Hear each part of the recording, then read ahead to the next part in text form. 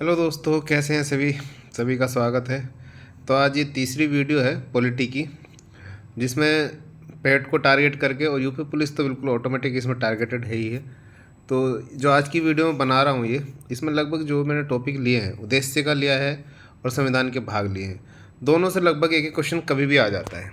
तो दोनों important topic हैं और बहुत ही शॉर्ट में मैं आपको समझा रहा हूँ। देख लीजिए इसको जल्दी से फटाफट। दो क्वेश्चन हमेशा आने की संभावना रहती है।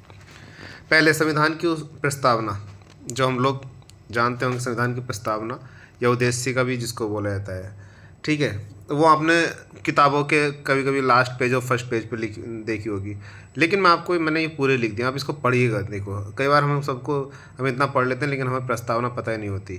तो देखिए, लिख रहा है सारा ही। हम भारत के लोग हम भारत के लोग, ये सबसे इम्पोर्टेंट वर्ड है।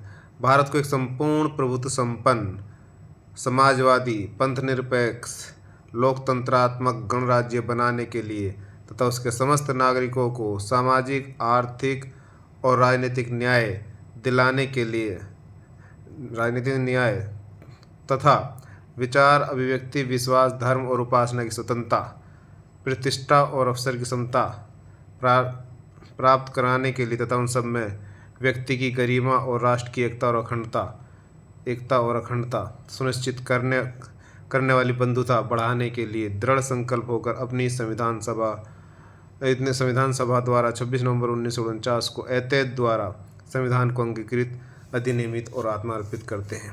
ये आप पढ़ लीजिए। इसी से सारे क्वेश्चन बनते हैं। जो इस पर संबंधित प्रस्तावना से, उद्देशिका से जो क्वेश्चन आते हैं, लगभग इसी से सारे बन जाते हैं। पहला क्वेश्चन ये आता है कि कब इसको अंगीकृत किया गया।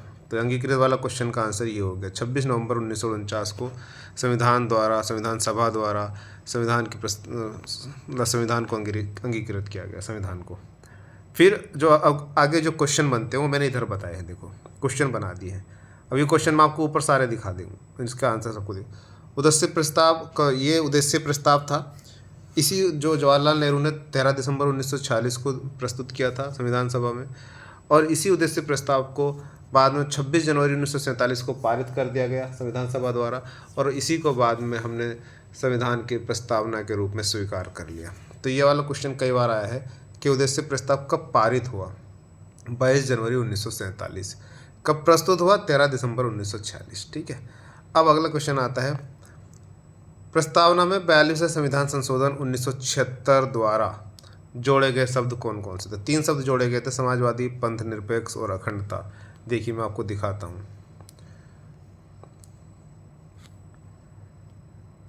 ये रहा समाजवादी और पंथ निरपेक्ष, 2 शब्द ये रहे, और एक शब्द ये रहा अखंडता। ये तीनों शब्द प्रस्तावना में 42वें संविधान संशोधन को हम मिनी संविधान संशोधन भी कहते हैं। उसमें बहुत सारे चेंजेस होते हैं। प्रस्तावना भी चेंज हुए थे, मूल अधिकारों में भी चेंज हुए थे, बहुत सारे चेंजेस हुए थे। तो प्रस्तावना में जो चेंज हुए थे वो ये तीनों चेंज हैं। और तो ये क्वेश्चन कई बार इस तरीके से आता है, घुमा के भी देता है कि समाजवादी शब्द कौन से संविधान संशोधन द्वारा जोड़ा गया? 42वें संविधान संशोधन 1976 द्वारा। तो ये उल्टा करके सीधा करके क्वेश्चन पूछता रहता है इस पर, इन तीनों शब्दों से रिलेटेड। अगला क्वेश्चन, संविधान की प्रस्तावना में कितने प्रकार के न्याय, संविधान की प्रस्तावना में कितने प्रकार की स्वतंत्रता, संविधान की प्रस्तावना में कितने प्रकार की समानता? ये भी पूछता है वो।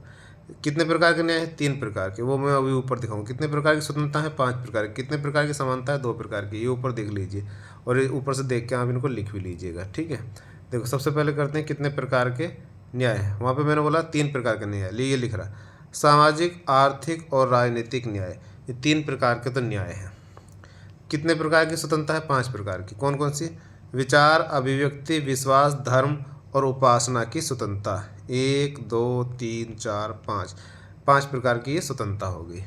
और कितने प्रकार की समानता है?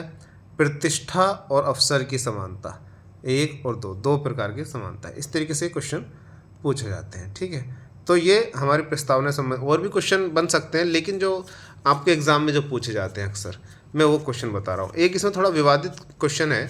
कई बार क्वेश्चन आता है कि संविधान की आत्मा किसे कहते हैं।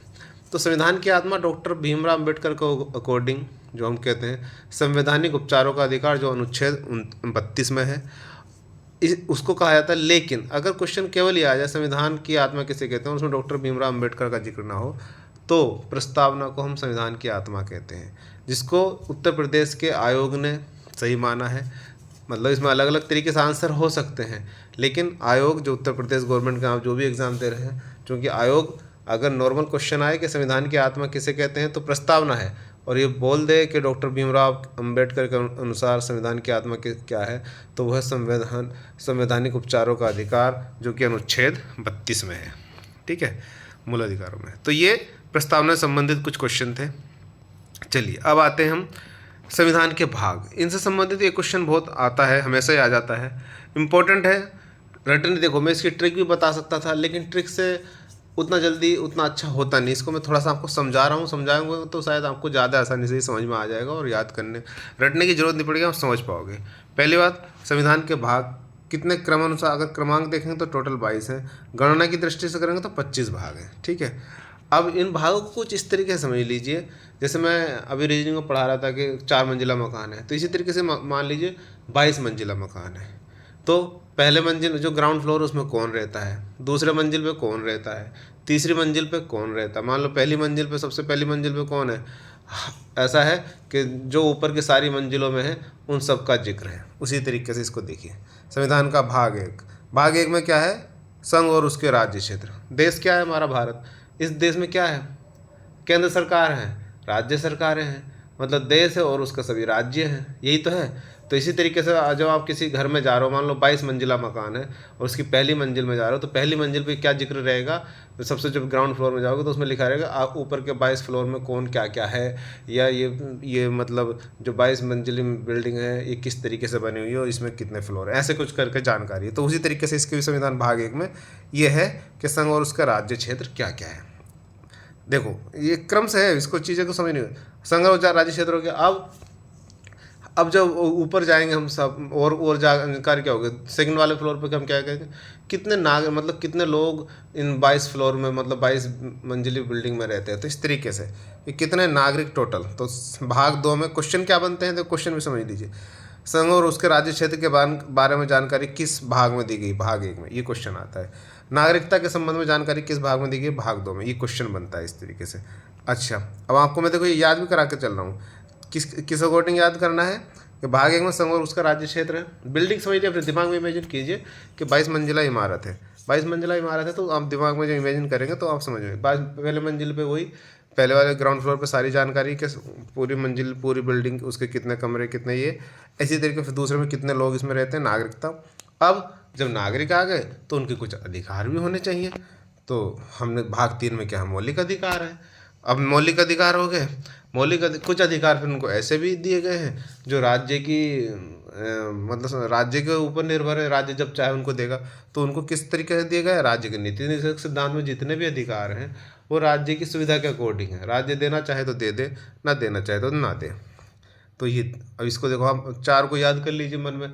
अरे अच्छा, पहला तो संघ और उसका राज्य क्षेत्र था, दूसरे में वो जो नागरिक हैं वहाँ है, फिर उन नागरिकों के कुछ अधिकार हैं, और लेकिन कुछ अधिकार ऐसे हैं जो राज्य चाहे तो ना दे, तो वो राज्य के नीति निर्देशक। तो भाग 4 तक आ गए, और भाग 4 के में ही जब ये अधिकारों की बात चली थी तो उन्होंने सोचा कुछ कर्तव्य भी जुड़े।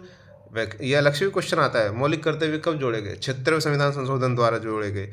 और ये किससे लिए गए हैं, रूस से, रूस के संविधान से लिया गया मौलिक कर्तव्य को। तो ये भी क्वेश्चन मैंने पीछे बताया था। तो ये क्वेश्चन हो गया 4 के में, ये किस में है, भाग 4 के में। तो यहाँ तक हो गए। अब आते हैं यहाँ तक, जब बात खत्म होगी इसको एक हिस्सा मान लीजिए बस। अब यहाँ तक क्या होगी, नॉर्मल संघ और उसका राज्य क्षेत्र। उसके बाद उसके लोग नागरिक हैं, उन नागरिकों को कुछ अधिकार हैं, कुछ अधिकार राज्य के ऊपर निर्भर, राज्य देना चाहे तो ना दे। फिर उन्हीं नागरिकों के कुछ कर्तव्य हैं। यहाँ तक एक हिस्से में, इसको ऐसे याद कर लीजिए, कहाँ तक, भाग 4 तक याद हो जाएगा। देखो ट्रिक और एक ढूंढने की कोशिश इस तरीके से समझ के करें। अब आते हैं भाग 5 से शुरू। भाग 5 से देखो, फिर सबसे पहले क्या होता है, हम लोग देश की बात करते हैं ना। तो भाग 5 में क्या है, देश मतलब संघ, जिसमें प्रधानमंत्री होता है। हम लोग ऐसी तो बात करते हैं, सबसे बड़ा देश केंद्र सरकार होती है ना, और केंद्र सरकार का मुखिया, प्रधानमंत्री, राष्ट्रपति, देश, ये पूरे देश का कंट्रोल करते हैं। तो संघ सरकार, उसके नीचे वाली इकाई कौन सी है, फिर होते हैं राज्य, बहुत सारे राज्य बटे हुए हैं। तो भाग 5 में हम संघ के बारे में बताएंगे, संघ की सरकार क्या चलती है, संघ मतलब कौन होता है, कौन उसका मुखिया, कैसे उनका मतलब पूरा संघ के बारे में। कौन कौन होते हैं, कैसे उनके चुनाव है, लोकसभा, राज्यसभा, राष्ट्रपति, ये भाग 5 में और ये संघ से संबंधित है। अब राज्य की बात आएगी भाग 6 में। अब वही जैसे अंतरिक उसी तरीके से भाग 6 में राज्य में मुख्यमंत्री होता है, उनका चुनाव विधानसभा, विधान परिषद, राज्यपाल, ये राज्य के है ना। तो इस तरीके से फिर हम एक नीचे बढ़ते जा रहे हैं। देखो सबसे ऊपर संघ भाग 5, भाग 6 में राज्य, और भाग से निश्चित है, इसको याद करने की जरूरत नहीं। निश्चित मतलब उनको एक तरीके से मिटा दिया गया है संविधान से, तो इसको याद करने की जरूरत। 5 और 6 हो गए, 7वां मान लीजिए संविधान से मिटा दिया गया, इस तरीके से हम समझ लीजिए। अब आते हैं भाग 8। भाग 8 कौन सा आएगा, आपने देखे होंगे, केंद्र शासित प्रदेश। सबसे पहले केंद्र, उसके बाद राज्य, फिर उससे और छोटे क्या होते हैं, केंद्र शासित प्रदेश। पढ़ा है ना, दिल्ली, चंडीगढ़, पौंडीचेरी, दमन दीव, इस तरीके से हमारे 6-7 जम्मू कश्मीर, लद्दाख, ये सब हमारे क्या हैं, केंद्र शासित प्रदेश। क्रम वाइज चल रहे हैं हम, सबसे पहले संघ, फिर राज्य, फिर केंद्र शासित प्रदेश। तो 8 तक आ गए हम। अब शासन की, ये देखो शासन की इकाई में जा रहे हैं। सबसे बड़ा शासन संघ सरकार, केंद्र सरकार का, उसके नीचे जाएंगे राज्य सरकार, फिर उससे छोटा मतलब उससे छोटा माना जाएगा तो केंद्र शासित प्रदेश, संघ शासित प्रदेश जिनको। अब उनके बाद हम पहुंच गए राज्यों के अंदर। अब राज्यों में क्या है, पंचायतें जो प्रशासन करती हैं, ये भाग 9 में इंपॉर्टेंट है। मैंने जिन पर वेरी वेरी लिखा है ये इंपॉर्टेंट है। देखो याद करने का तरीका बता रहा हूँ कितना आसान है, किस तरीके क्वेश्चन ऐसे आएगा। पंचायतें संविधान के किस भाग में, भाग 9 में, है ना। राज्य के बारे में संविधान के किस भाग में, भाग 6 में। इस तरीके से क्वेश्चन पूछे जाएंगे। अब इस भाग 9 को ही 9 के नोखे क्या है, पहले पंचायतें 9 में, 9 के में नगर पालिकाएँ, और 9 ख में सहकारी समितियाँ, जो आप लोग सहकारी समितियाँ देखते हैं। तो ये इम्पोर्टेंट है बहुत ज़्यादा, इस बार तो बहुत ज़्यादा इम्पोर्टेंट है ये भी। आज आगे चलते हैं। फिर ये यहाँ तक हो गया। अब आपने देखा होगा कुछ क्षेत्र ऐसे हैं जहाँ पे पंचायतें नहीं होती। अगर आप भारत के पूर्वी भाग में जाएंगे, जो 7 सिस्टर वाले स्टेट हैं, अरुणाचल, मेघालय, मिजोरम, इनमें 3-4 स्टेट ऐसे हैं जहाँ पर पंचायतें नहीं होती।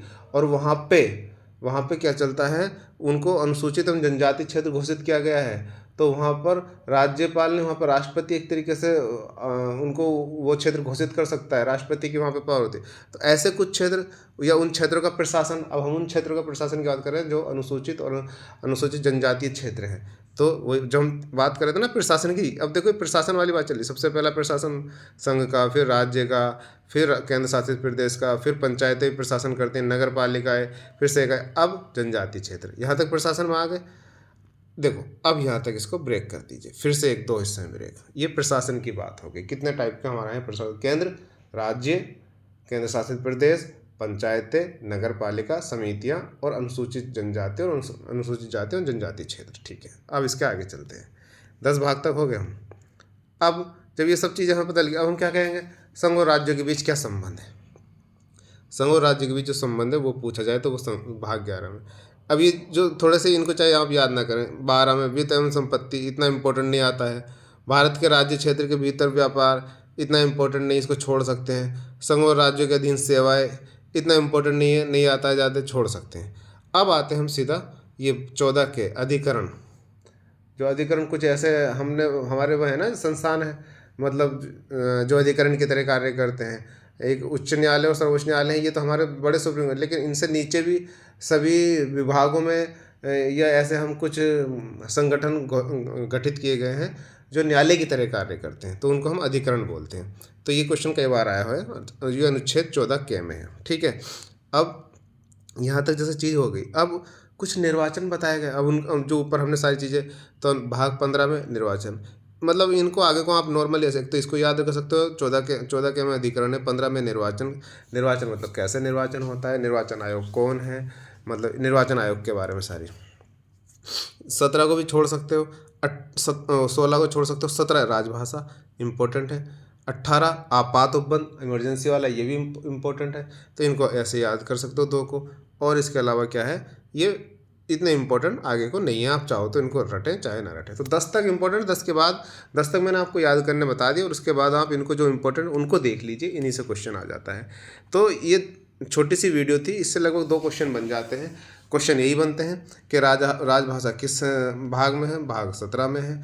आपात उपबंध संविधान किस भाग में, भाग 18 में। इस तरीके से क्वेश्चन बनते हैं। ठीक है, चलिए फिर, ओके, थैंक यू।